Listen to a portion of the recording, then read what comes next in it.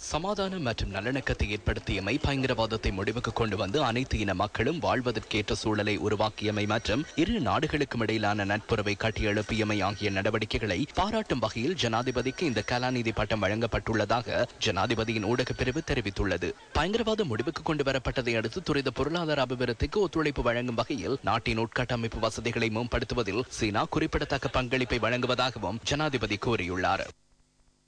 ආර්ථික සංවර්ධනය ලබාගත යුතු වන්නේ எமது நாட்டு மக்களின் கலாசாரம் மற்றும் அவர்களின் எதிர்காலத்தை கருத்தில் கொண்டே நாம் நாட்டின் பொருளாதார அபிவிருத்தி நடவடிக்கைகளை மேற்கொள்ள வேண்டும்.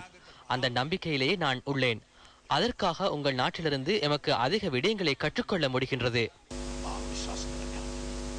ඒ පිළිබඳව අපට ඔබ රටින් බොහෝ දේ ඉගෙන ගත හැකියි.